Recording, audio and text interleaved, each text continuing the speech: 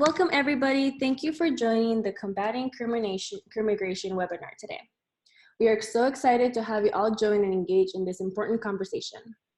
My name is Mitzi Martinez. I'm a research assistant at Series Policy Research. As you may know, exactly 2 years ago today, District Attorney Jeff Sessions rescinded DACA, or Deferred Action for Childhood Arrivals. This program provides protection from deportation and ability to work in this country legally for over 800,000 undocumented young people.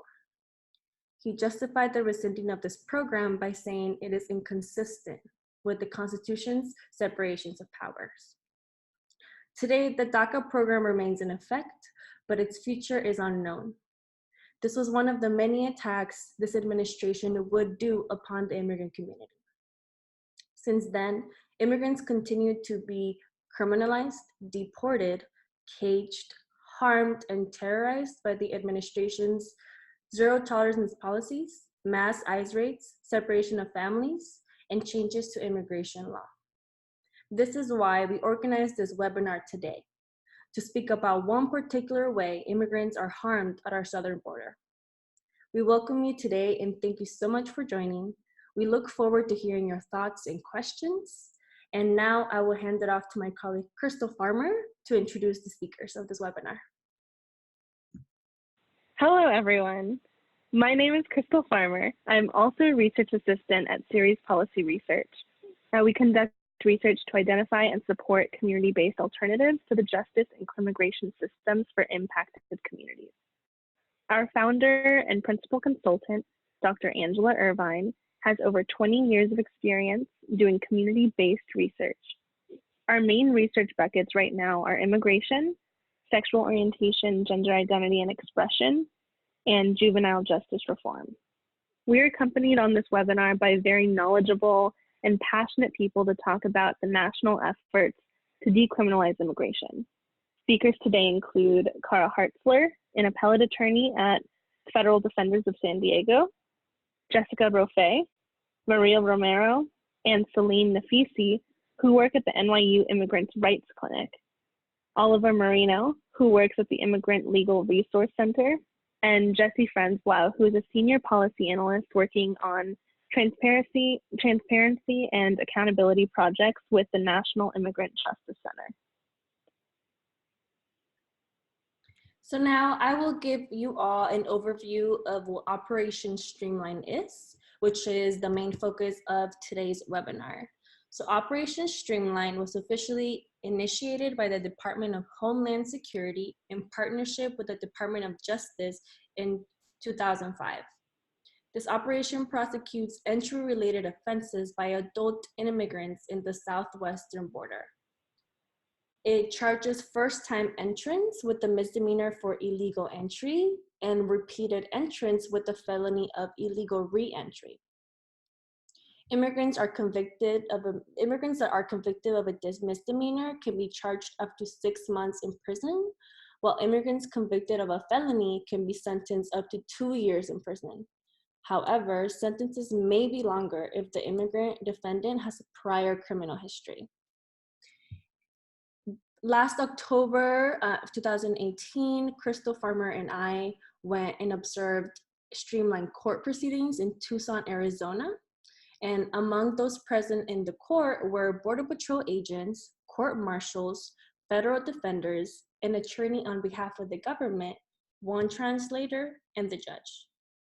Defendants were brought to the judge in groups of 7 to 8. Each of the defendants was asked the following questions by the judge to determine their guilty plea.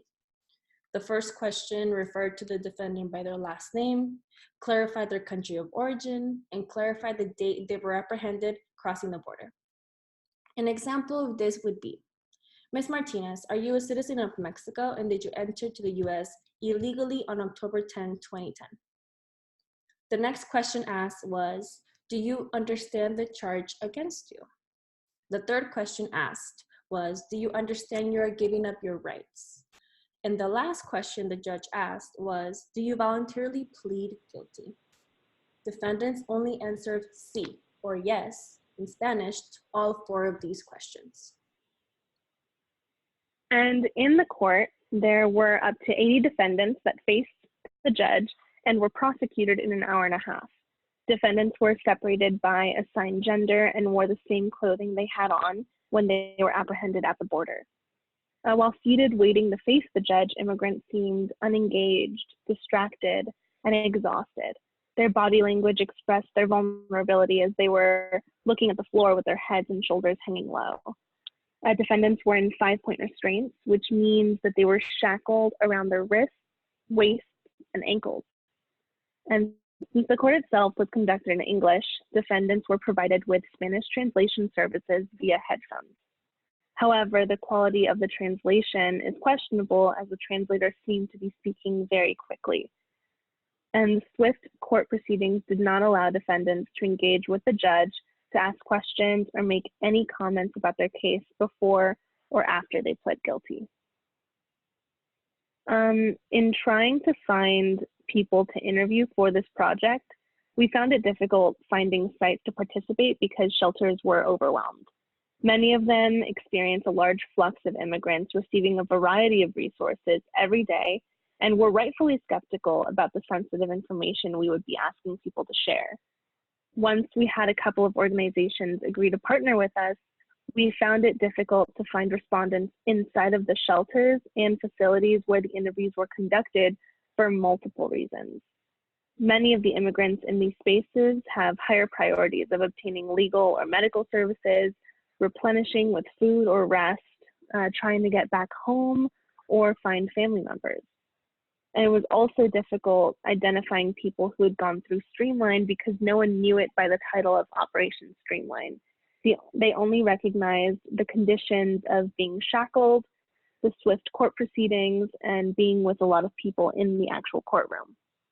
However, those that did respond were very generous with the information they shared, and the sites were incredible in giving us space and opportunity to talk to people about such personal parts of their lives. Next, Mitsia will give some background information on a case that challenges the constitutionality of Operation Streamline. Thank you, Crystal.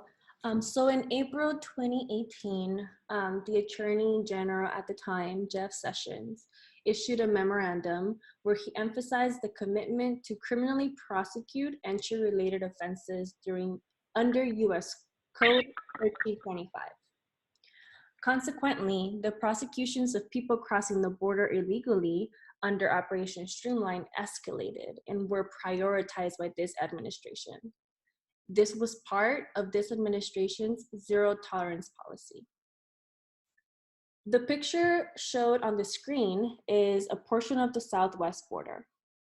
This is not where Ms. Hernandez Becerra was apprehended, but it is in very similar structure and environmental conditions to where she was arrested crossing the border.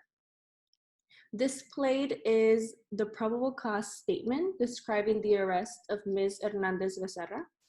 She was arrested in July 2018 by a Border Patrol agent approximately a couple miles from the San Isidro port of entry. After apprehension, she was taken to a Border Patrol facility where she spent 3 days from Friday to Monday. The facility was very similar in conditions as the one you see displayed on the screen. And then on Monday, she was taken into the newly initiated Operation Streamline proceedings in San Diego. I will now hand it to Kara to give more details about Ms. Hernandez Becerra's case. So go ahead to the next slide. So this is also not California. This is an Operation Streamline proceeding in Texas, I believe. But this is not very far from what it looks like. There's a lot of people who are in shackles, who are essentially being advised en masse by their lawyers of what's going to happen. They have the opportunity to plead guilty that day. And because of the conditions that they've come from, most people are so desperate to get out of that Border Patrol station that they will do anything that they can to essentially plead guilty, regardless of what they understand the consequences of that to be. They just want to get out of that Border Patrol station. So Ms. Hernandez-Becerra was no exception. She basically was, she was 18 years old. She was terrified. She told she could barely get through the initial meeting with her attorney that was about 20 minutes or 30 minutes long because she was very emotional. She kept crying. She kept saying, there's nothing, I've never wanted to go home more in my life. And so for Ms. Hernandez-Becerra and a lot of other people in this situation, all they can think about in that moment is, what do I do so that I don't have to go back to those horrible conditions I just came from? Because of this, because of these concerns, I had, before Streamline even started, reached out to some people to try to see what kind of research we could have so that we would be able to challenge some of these pleas and say, you know, people who are going through this process are not necessarily making knowing and voluntary pleas, which is what's required under the law. And so we tried to tee up as much as possible any kind of research that would help us bring a systemic challenge against Operation Streamline by showing that people who are in this process are not necessarily able, under the Constitution, to do so knowingly and intelligently and voluntarily. And so that's where Saris and some of the other efforts on Ms. Hernandez-Becerra's behalf begin. I think, is that, okay. Right now, Ms. Hernandez-Becerra's case is pending at the Ninth Circuit Court of Appeals. We are potentially going to have an oral argument either December or January, subject to some later developments, which I'll discuss later, but that's where we are right now. We have tried to put all of these arguments into briefs, and there's also been some amicus briefs that some other people will be discussing, but that's where her case is at the moment. And with that, I will turn it over to the next person. Thank you. We're going to hear about the amicus brief that was filed on behalf of 42 partners. Great. Thanks so much, Kara. That was such a wonderful summary. So my name is Jessica Roffe. I'm the Immigrant Defense Teaching Fellow and Supervising Attorney at NYU School of Law's Immigrant Rights Clinic. And really, I'm going to turn the mic over to Celine and Maria, who did most of the legwork on the amicus brief. But just as an introduction, our clinic collaborated with the series team and an experienced forensic psychologist, Jude Bergkamp, out of Antioch University on the West Coast, to submit a friend of the court brief in Ms. Hernandez-Becerra's case on behalf of 42 nonprofit organizations, immigrant rights and community groups, law clinics, and mental health providers from all across the country. And some of those groups included Al Otro Lado, the Florence Project, Make the Road New York, and the ACLU of San Diego, all of whom agree that Operation Streamline violates an individual's constitutional rights and their human dignity.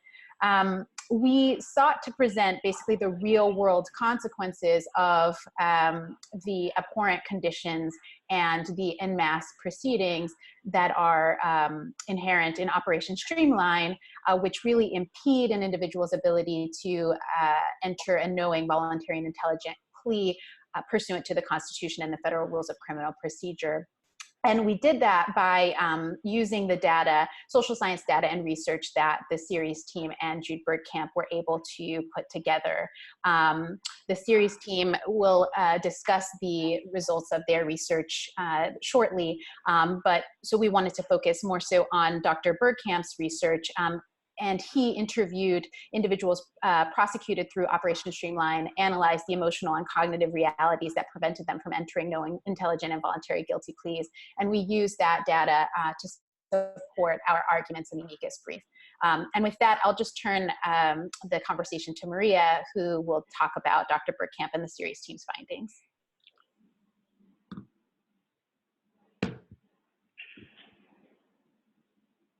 You might.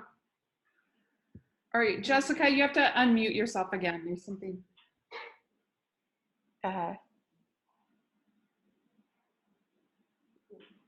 Can you want, or I'm sorry, Jessica, I meant Maria. Do you, are you speaking? You need to unmute yourself. Or let me see if I'm sorry. Let me see. I'm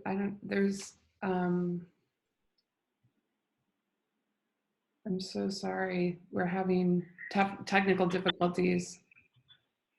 Out now, can you hear me? Yeah, Okay, great.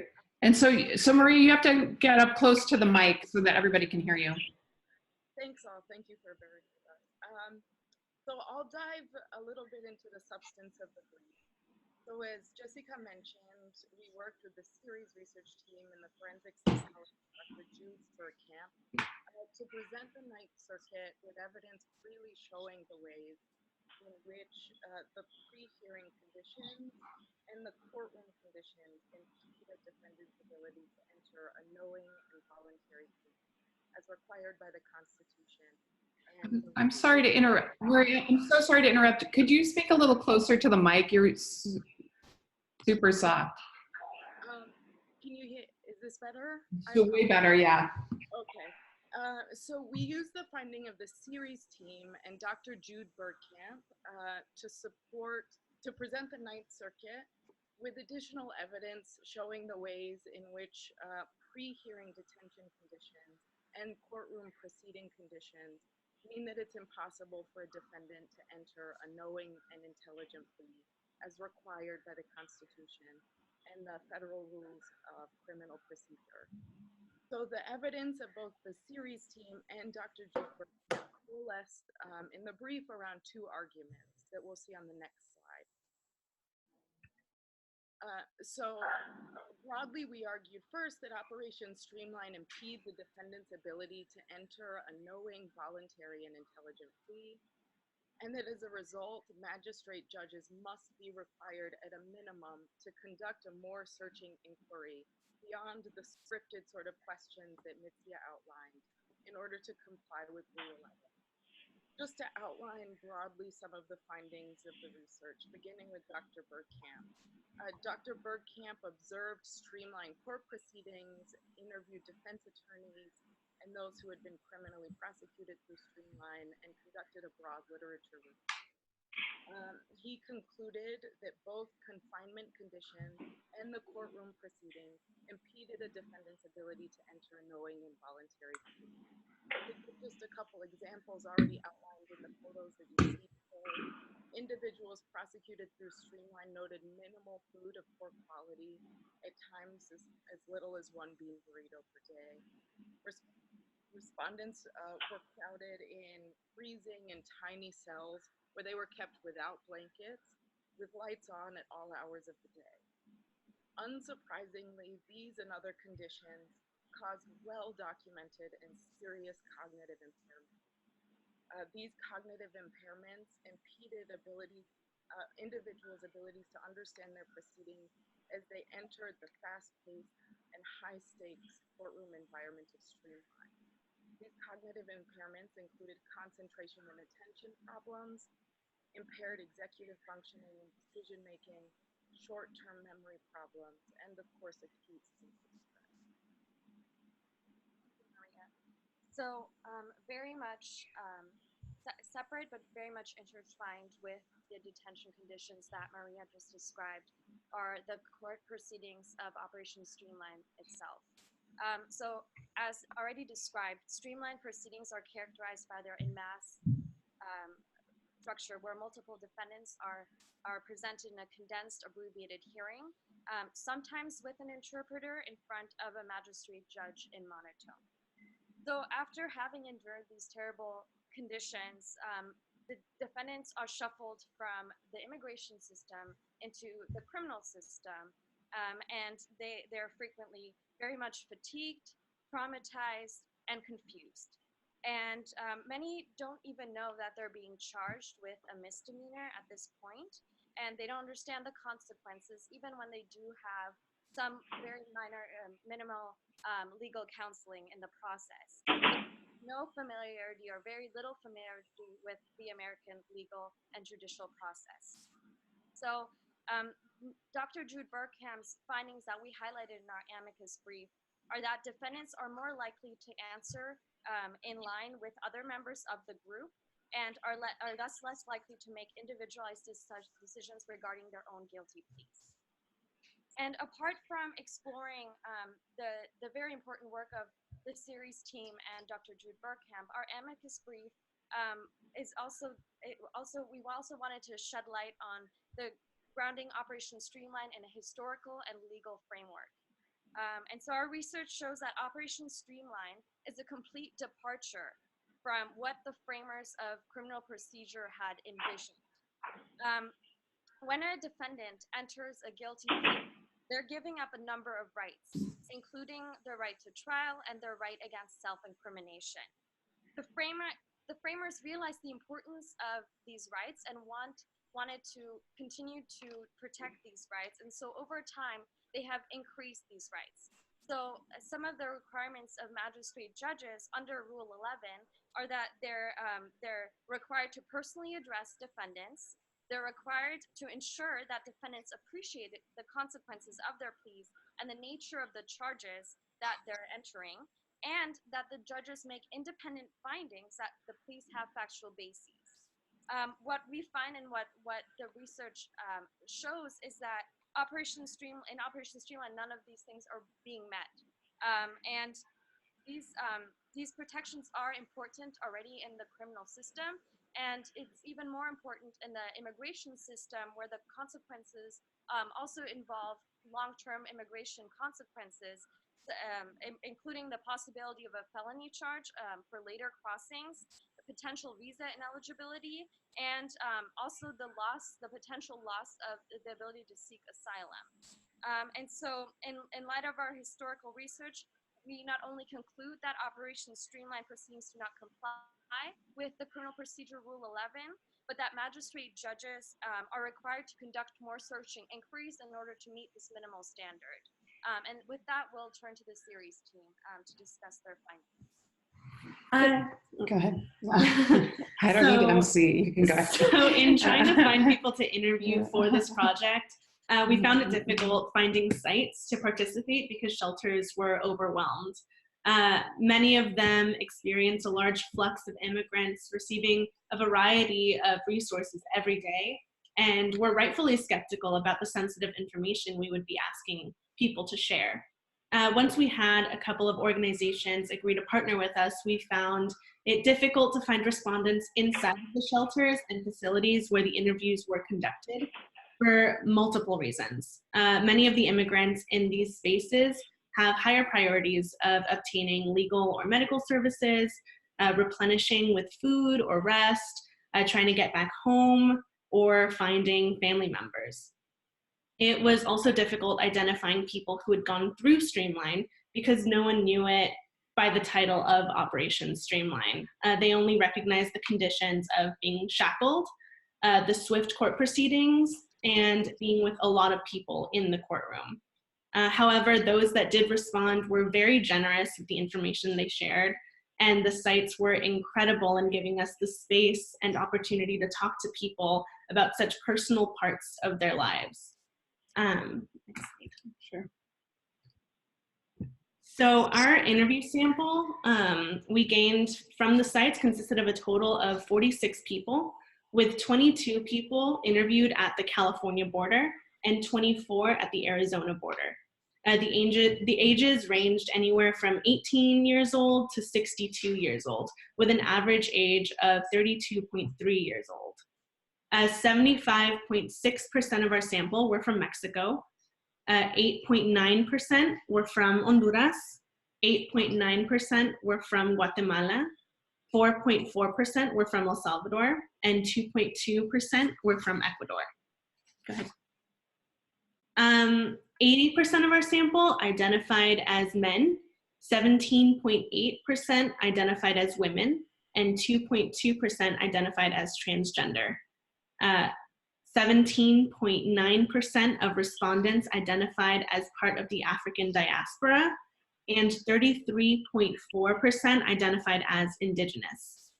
Finally, 6.6% of our sample were more comfortable speaking in indigenous language over any other. Thank you, Crystal. So we in the series team did 46 interviews, and we had 3 major findings with supporting data points that directly supported the amicus brief drafted by the NYU Immigrant Rights Clinic. So the first big finding that we had was that immigrants are kept in inhumane conditions inside Border Patrol facilities prior to their hearings and during court. So to support this, our data showed that 80.5% of immigrants reported being intimidated, verbally or physically abused, or neglected by guards. Approximately 32% of respondents spent more than a week living in inhumane conditions before their hearing. And more than half of the respondents were shackled using 5-point restraints during their court proceedings as well. So our second big finding was that the procedures of Operation Streamline impaired the attorney's ability to provide adequate representation to immigrant defendants. To support this, our data showed the observations in interviews that respondents met with their attorneys in parking lots with the presence of guards. So sometimes immigrant defendants did not know that they were actually meeting with their attorney because they were meeting in unusual places with them, such as parking lots. And so among those who remember meeting with an attorney, respondents reported meeting with them for less than an hour to review their case. And lastly, 43.6% of the respondents did not realize they were being represented by their attorney because of the limited understanding of court procedures and access. So our third big finding is that swift and scripted court proceedings undermine the court's obligation to ensure defendants understand the charges brought against them and the consequences of pleading guilty. To support this, our data showed that majority of the respondents reported court proceedings lasted less than 30 minutes. And respondents reported being advised to only answer yes or C to the questions from the judge and were discouraged from asking about their charges or their consequences of their guilty plea. To end our findings, only 19.6% of respondents understood they were pleading guilty and that they're pleading guilty would result in a criminal conviction.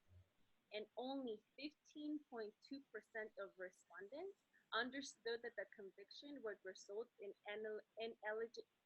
them not being eligible for asylum. So with this data, we can conclude that folks did not understand the consequences when they were entering their guilty.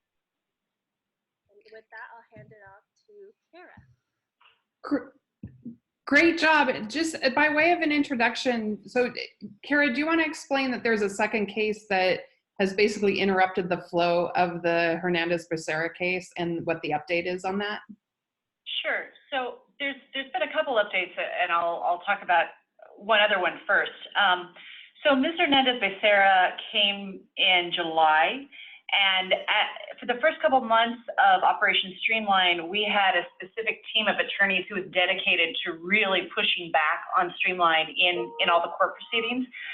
And in part because of that pushback, California, the district court system here actually discontinued its practice of having people plead guilty on the first day.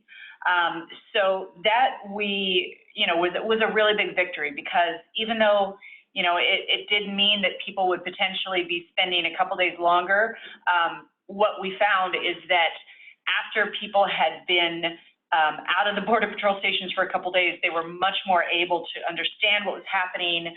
We could talk to them. So there was already some improvement in terms of what's happening now versus what was happening when Ms. Hernandez-Becerra went through Streamline. The other success that we've had is that there is another case that came out of the Ninth Circuit from our office called Corrales-Vasquez. And in Corrales-Vasquez, what essentially happened is that the Ninth Circuit held that for all the people who had pleaded guilty in California in Streamline for the first year, between July 2018 and July 2019, the prosecutors had essentially been charging them under the wrong subsection of the law. And as a result, everyone who pleaded guilty in that first year of Streamline in California was actually innocent of illegal entry, at least as it was charged against them.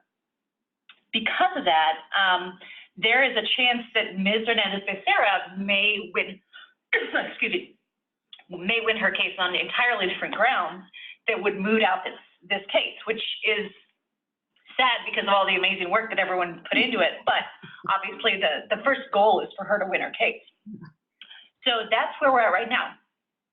Thank you so much. And so we're going to now pass the baton to Oliver, who's going to talk about his work in the Immigrant Justice Network to try to develop legislation at the federal level to end the criminalization of immigration. Hi, everyone. Thank you to Ceres for putting this on. Again, my name is Oliver. I'm a coordinator with Immigrant Justice Network. And Immigrant Justice Network is a partnership between Immigrant Legal Resource Center, IDP, the Immigrant Defense Project, and the National Immigration Project of the National Lawyers Guild. And really, since around 2006, IJN has been working at this intersection of criminal justice and immigration and how it impacts our community. And over the last few years also, we've been focusing on really dismantling this 1996 laws that negatively impacted our community, especially those folks that have been caught in between these two systems, and folks that have had interaction with the criminal justice system. And among other things, these two laws kind of expanded mass incarceration, mass deportations, created mandatory detention, mandatory deportations for folks with criminal background, expanded the portability offenses. So essentially, these two laws really created a lot of really that drastically changed immigration laws for the worse. And I think we're in this moment where, we're hearing from this administration like bad news every day. It seems like every day that like we wake up, we see policies being changed, attacking not only asylum seekers, but also people who have criminal backgrounds, folks that are coming to this country, folks that are already here. And so I think we're in this moment where we not only fight against those policies, but also provide a bold vision about what immigrant justice, what criminal justice can and should look like, and really making a clear connection between these two systems that criminalize our people, that seek to put our people in detention and profit from their bodies in these cages. And so IJN and other partners as well have been working on this bill that will address not only the 1996 laws, but also the criminalized migration, things that folks in the webinar have already talked about. And these are some of the things that this bill would do. We're working with already some folks in Congress that believe in these values and believe in this bill to introduce it soon. But just here are just some things that the bill would tackle. As I mentioned, it would decriminalize migration. And I think it's important to kind of get some of the history of like how 1325 came on board. It was proposed by this like white supremacist person in the 1920s from the South, and really has a lot of our community over the years. And I think, as I mentioned, we're in this moment where we can provide a bold vision of going forward. And among other things, this bill would also end mandatory detention for people that, a lot of folks oftentimes that are and don't have an opportunity for a fair bond hearing. It would also end this ICE working with local communities to detain our folks and contract with local and state jails. And it would also end mandatory deportation. A lot of folks that may be caught in this system, this criminal justice system in the past, and for many of them, there's not really a lot of options. And so it would give immigration judges the opportunity to take into account the person's history and their connection to community and family here in the U.S. Next slide. And so the other thing that I would also do, it limit the jail to deportation pipeline. I think, as I mentioned, the criminal justice system has its flaws as well, but a lot of our folks are funneled to deportation through the criminal justice system, and I think it's something that we need to tackle on.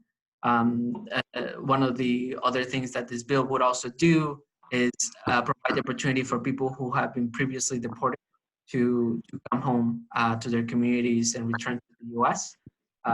Also end this in between the ICE and local police and programs that I think many of you have heard, like 287G, and really try to put a stop to this pipeline of deportation and this connection between immigration enforcement and what's happening in local communities. So again, it's I think for us, it's an opportunity to provide a bold vision of going forward, of how can we really not only address these laws that were passed in the 1990s during an era of so-called tough-on crime that have really impacted our community negatively, but also looking at decriminalizing migration and an act that is a natural act for people to migrate, right? And so we're in the process, as I mentioned, of working with people in Congress to introduce this bill. There'll be more updates soon. And we're actually looking to do a webinar soon to kind of explain and go a little bit more in depth about what this bill would do, but also how can people plug in and join this effort for New Way Forward. Thank you, Oliver. I just want to thank you for everybody for the work that we're doing. I think that we're going fast, but if the Crimmigration net it just feels really claustrophobic, and it just feels like it's not ending, and all of the news we hear is all negative. And so it's just really inspirational to hear about the legal challenges to the laws, and then also that there are people in DC who are working to reverse this. So thank you. So one thing, we're going to open this up to questions, and so anybody, if you have a question, go ahead and put it up through the group chat. You have up at the top, you have a row of controls at the top, and you can click on more and then click on chat, and then that'll give you access to your chat window. But in the meantime, we have we have some questions that people asked ahead of time when they registered. And so we knew that we wanted to hear a little bit about the work that the National Immigrant Justice Center is doing in Chicago and San Diego to help with specific 1326 cases. And so we've asked Jesse Franzlau to tell us a little bit about the work that they're doing on the ground to fight both 1325 and 1326. Great. Thanks so much, Angela, for hosting all this. Yeah, so I'm Jesse Franzlau from the National Immigrant Justice Center. I'll talk a little bit maybe just about 1326 cases because they get a little bit lost in the debate when there's this discussion around repealing 1325 and 1326. It's often kind of perceived as something to prosecute people at the border. But when you look at 1326 cases, which is for reentry, so people are deported, come back, and then are picked up and then prosecuted for reentry, there has also been a steep increase in these prosecutions over the last few years, and this has also fueled the detention to prison pipeline and led to an even further increase in the prison population in the U.S.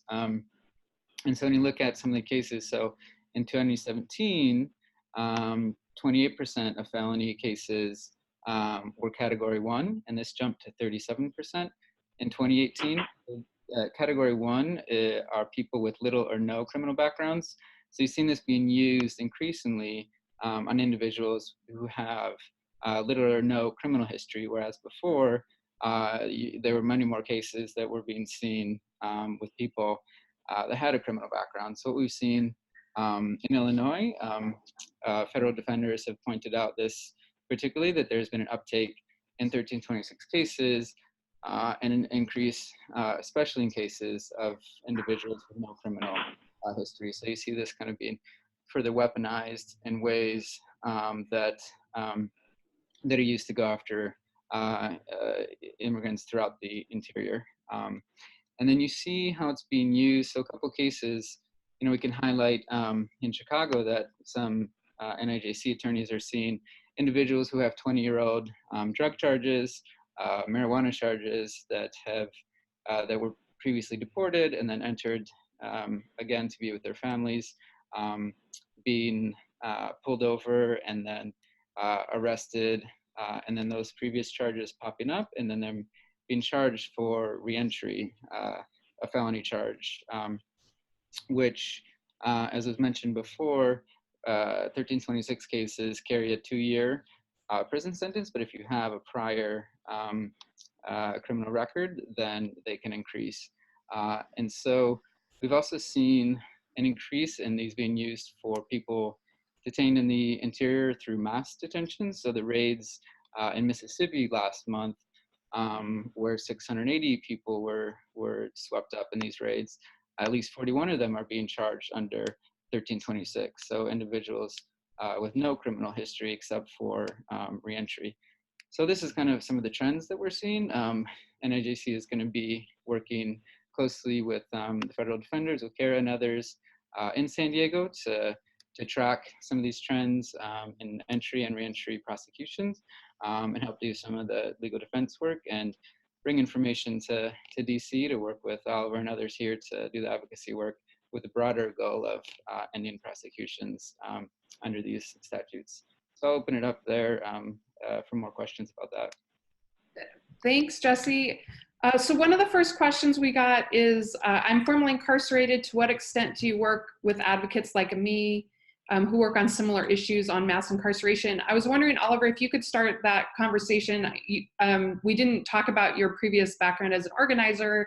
And so if you could speak to sort of your vision as an organizer in general, that in a way that combines the crimmigration and then also criminal justice, organizing around the country, what efforts are being done, and what is IJN doing to pull formerly incarcerated people into that movement? Yeah, sure. So just from my background as an organizer, I think, one of the things that we tried to do was to kind of reject this like false narrative of the good or bad immigrants, or called bad immigrant folks that were getting caught in this criminal justice system, and really advocate for all people, right? That's something that IJN has been doing for a while now, and specifically looking at talking about this new bill, New Way Forward.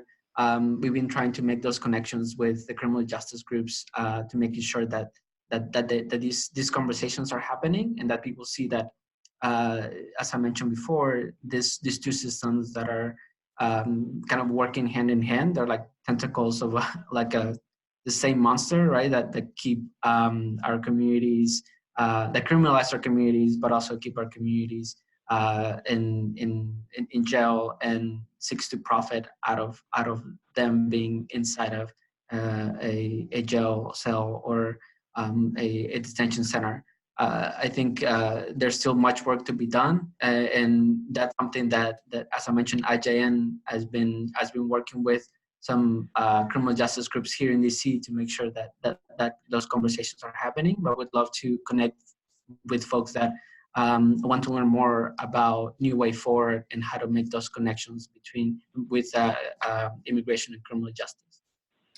And I just want to tell everybody that we have contact information that's included in this PowerPoint. We'll be distributing the PowerPoint and the recording to everybody that registered. So you'll be able to reach out to Jesse or Oliver or any of us if you have any background questions. So I have a question from before that I want Mitsia to address, which is, how can we better support Black migrants and LGBTQ migrants who are fleeing anti-Blackness and transphobic violence in their home communities? Oh, okay. So I, hold on just a second. I'm gonna actually jump ahead and ask Oliver a question, and Jesse, to see if you guys can answer this, which is the Asian Prisoner Support Network here in Oakland is working to stop direct transfer from prison release to ICE detention here in California. And could you speak to any efforts around the country that are specifically also trying to halt direct transfers from jail or prison into ICE? Oliver, do you want to start? Sure. Actually, Jesse might have more information on this, but I know there's, I can mention, I mean, there's an effort in DC to stop the transfer from DC prisons to ICE. This is actually, I mean, the primary way that ICE gets their hands on people is through this collaboration that they have with the prison system. And so even in a lot of cities that have agreements that the police won't participate with ICE, they still have instances where prisons can turn people over. So through detainer requests, ICE asks the police to hold them for over 48 hours, up to 48 hours, and people and the prisons participate in this, and then wait for ICE to come pick people up, essentially. So it's a really big, important fight. I mean, it essentially takes local council. So there's an effort at the DC Council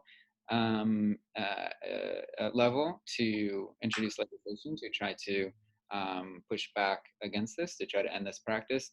And in cities, a mayor can end it also. So a mayor could issue a policy directive to put this block between the jails and ICE.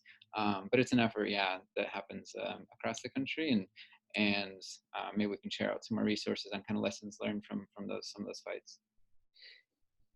Thank you, Jesse.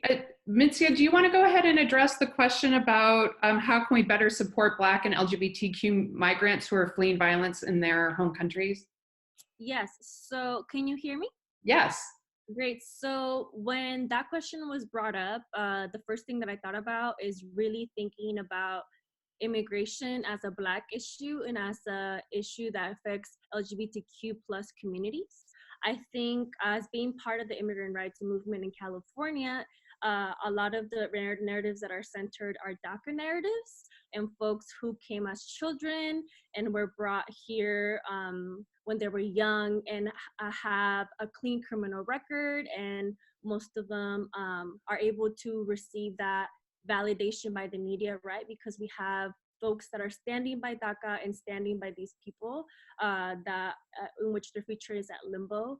But when I think about the immigrant rights movement in California, I really think about how we need to make spaces and center the narratives that are most marginalized within our own community, and that is the narratives of Black immigrants, the narratives of LGBTQ plus immigrants, and the narratives of immigrants who have been affected by the criminal justice system. So I remember the Black Alliance for Just Immigration released a report that talked about that immigrants that identify with the African diaspora are 5 times more likely to be targeted by this system that we call Crimmigration, because they are criminalized by their race, and once they're in the system and their undocumented status is exposed, they are funneled into deportation. So I think the question for the immigrant community is, how do we better support these folks who are marginalized and are not being supported as much? And I think how I would say you could support it, it's support organizations that are directly doing the work to uplift these narratives and are doing the work to help immigrants that are Black, LGBTQ+, and also have criminal records. So if I can name a few organizations on top of my head, this would be the Black Alliance for Just Immigration, Undocu Black, the Sylvia Rivera Law Project, the Transgender Law Center. So all of these organizations really do work with the most marginalized immigrants in our undocumented community. And if you would like to help those people that identify with those identities, then you could support the work that these organizations do. And if there's any reason that people would like to contact these organizations, but you don't have their contact information, please email us at the end and we're happy to connect you to anybody that you'd like. So we had a question online where there are some advocates that are noticing that immigrants are being bused further away from port of entry within Mexico. Some immigrants are reporting that their documents are being taken or destroyed. And so it's the person is saying, it seems to me that, and other organizations, humanitarians on the ground, that the next step is to go into Mexico to try to help immigrants. My question is, what can we do to help the immigrants that are desperate and afraid? Know Your Rights sessions, street school, we're scrambling, trying to accommodate while the administration keeps limiting us to help. So I don't know if Oliver or Jesse, if either of you want to jump in to think about what some immediate responses to the impending, to the accelerating crisis might be.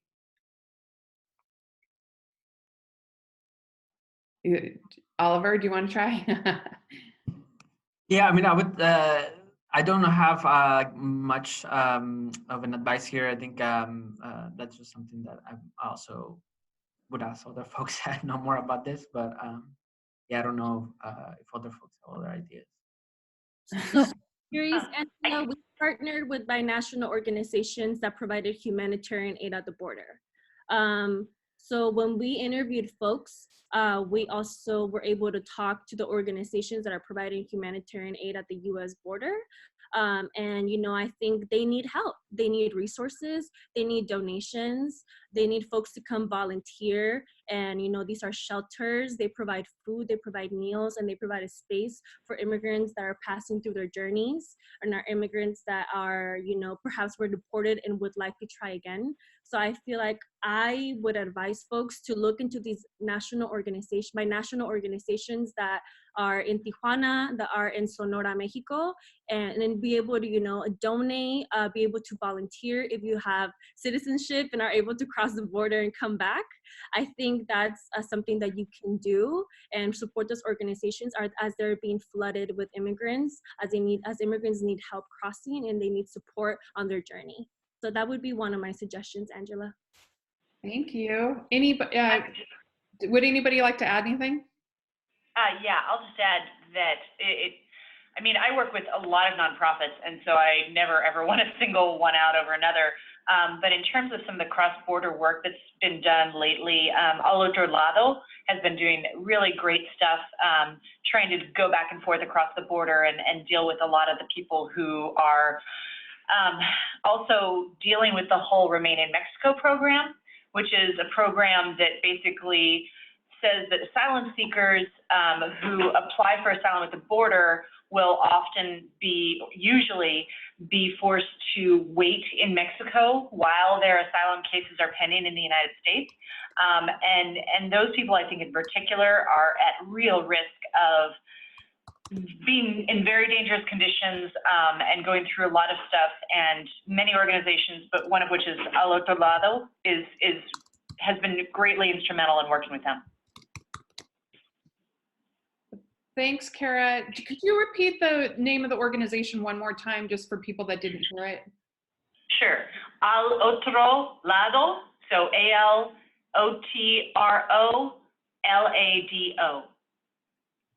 The other thing, if you don't mind me just adding, as I'm kind of giving out thanks, I wanted to point out that there was one other amicus brief that was filed in Ms. Hernandez-Becerra's case by the National Immigration Law Center.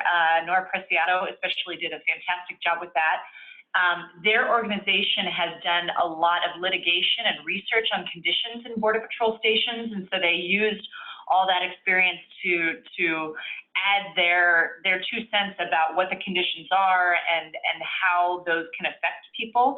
And then the other organization I wanted to just give a shout out to is Borealis, which provided some of the funding for the research in this case.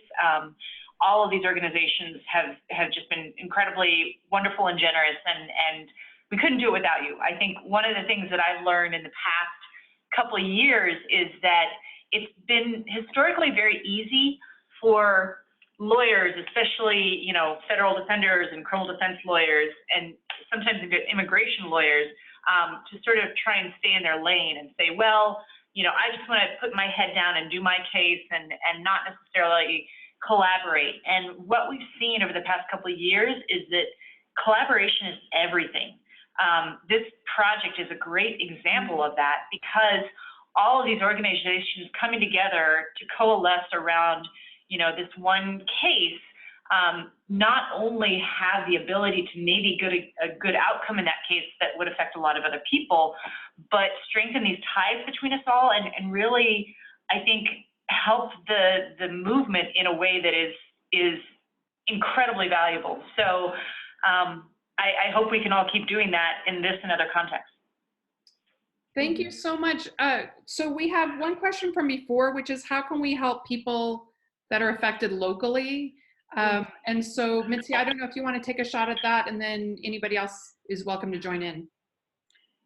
Yes, so for folks that are affected locally in California, and perhaps other folks can also talk about their local efforts. So in California, we've seen a resistance movement in which communities of allies, organizations, even directly impacted people have come together to form rapid response networks, which are a hotline in which provide individuals an ability to call into a hotline and receive, and then on the other side of the hotline is going to be an operator, and they may call into this hotline in case ICE is at their door, in case they see ICE on the streets, or in case a family member, a loved one, or someone they know has been recently arrested by ICE. So this hotline, some of the hotlines are able to provide fast representation in which someone's able to go represent the person that was apprehended by ICE, or they're able to provide information on other organizations that are doing deportation defense, or they also are able to locate your loved one.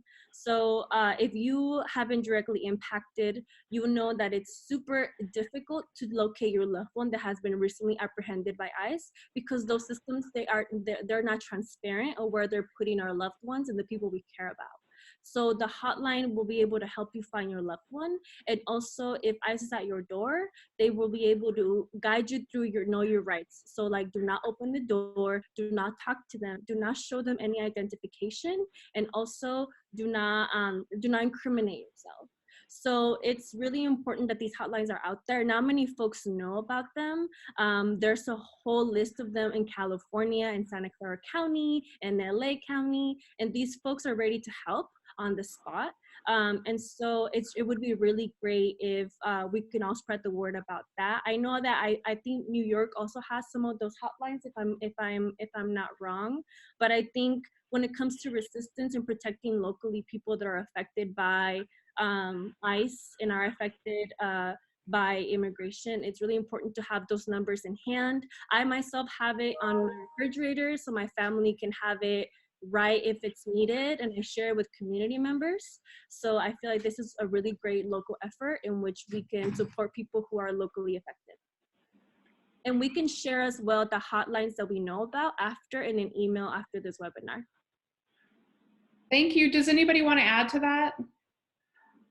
Just to add, there are rapid response networks in New York, one of which is run by Make the Road New York, and they run it in New York City as well as in Long Island. And I believe there are rapid response networks run by other local organizations in upstate New York, in Rochester, and throughout the state. So just to piggyback on Mitya, that does exist in New York as well.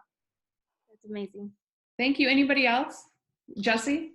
Folks want to get involved with that also in DC. There's going to be some upcoming trainings, I think, for rapid response, similar efforts in the DC, Maryland, Virginia area. And I wanted to add just a little bit on MPP, so the Return to Mexico. If folks also want to get involved with reaching out to their representatives to call for a defunding of these policies, we can share out some resources. There's a big effort. There's the appropriations fight coming up. And we just learned that DHS is now just recently asking for money from FEMA as hurricane season approaches to move money towards MPP to carry out this really abusive practice of returning people to Mexico to await their asylum claims. And they're also shifting money over to ICE for more detention, again, taking money away from FEMA. So some pretty horrible practices that we're trying to mobilize Congress to put a stop to it, so we can share out some resources on ways to get involved with that and pushing back against the policies. Jesse, could you send out basically the topics that you'd like us to reach out to our Congress people about, and we'll send that in the follow-up email to everybody. Okay, sounds great. And if I may, one more thing, the NYU Immigrant Rights Clinic is actively seeking to collaborate with folks that are interested in amplifying the voices of Black immigrants and LGBTQ immigrants, as well as any solidarity building movements between the immigration and criminal legal systems, particularly where it comes to shutting down prisons. And so if folks are in the criminal legal space or interested in working on behalf of Black immigrants and LGBTQ plus immigrants and amplifying those voices, I'd really appreciate it if you could reach out to me at my contact information, which I'm sure will be disseminated at the end. Yes, absolutely. So we have a question from the Asian Prisoner Support Network. They work with some South American incarcerated individuals who are potentially going to be deported to South American countries. And so I was just wondering, they're wondering if there are any people doing pro bono work in California that support folks with INS holds from South America. I don't know, Jessica or Kara, can you think of anything? I would just say, pro bono attorneys are getting stretched pretty thin these days because there's been a lot of efforts and a lot of calls. I am not aware of any specific pro bono sort of organizing around efforts to represent people from South America. I think that, I think it depends what stage the case is at. I think it depends, where the person has lived, where their family lives. I'm happy to any questions about, resources in a particular area. I'm happy to refer people to the local pro bonos in that area who might have the best chance of hooking someone up with an attorney. And we'll have Kara's email, and then that's, Kara, you had mentioned Al Otro Lado, and is that in Los Angeles? Yes. Okay, so yeah, Ruby, that is true. It's in LA. So I think that's it. Does anybody have any last, thanks Jesse for that contact that he just posted. Does anybody have any other questions or any last points that, are there any last points that the panelists would like to make before we end? I'll just make one final point. Whoa, is my lights go out? Okay. And this kind of goes to some of my earlier comments. There's been a lot of discussion about decriminalizing 1325 and 1326 right now. It was a big part of the Democratic debates. If anyone who watched those, saw this, most of, I think, the Democratic candidates have come out as supporting decriminalizing. That was unheard of a year ago. Last August, literally about a year ago, I presented on a panel where, this idea was thrown out, and it was the most novel idea or thought that anyone had ever heard of. And it was almost sort of laughable because it was just so radical. And in the space of a year, we've come this far where this is now something that is actually being touted by major presidential candidates. So as we are all dealing with, I think, some of the trauma that immigrants have gone through in the past couple of years in this country, and as we seem to be faced every day with new sad stories, terrible stories of suffering and everything that's going on, I hope, you know, we can also look at the things where we are making progress and where maybe even because of some of the awful things that are going on, advocates and people who care are really working together to try to change in a way that might, you know, have an impact for generations. And I hope that's the case, and I'll believe that it's the case because that's what we all have to do to keep going. Thank you. And does anybody else, would you like to add to that point? Any of the panelists? No? Okay, well, I just want to thank everybody for joining us. I'm going to show you, we have contact information at the end of this PowerPoint that I'll send to everybody, so we have everybody's email. We also have specific links. People had asked about the data and the specific statistics that we were citing. Those are available in both the executive summary of our report and the full report, and we'll send those links to everybody. We have a copy of the actual amicus brief that was written by NYU that you can download and read. It was really beautifully written, so thank you, Jessica, Maria, and Celine for doing that. We also have links to the California and Huntington Rapid Response Networks. And then finally, we just want to thank everybody just in general for signing up and joining our digital community. We are going to follow up. We have another webinar that will be coming up in a couple of months, focusing on the fear of ICE that is being generated by ICE raids in the courts. And so stay tuned for that. And if you're interested in just, you know, staying in touch, if you want to join, you know, volunteer for any of the organizations that are represented on the webinar, just please reach out to us.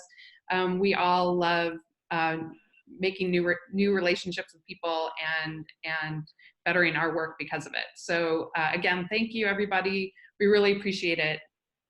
Have a great rest of your day. Thank you. Take care. Thank you.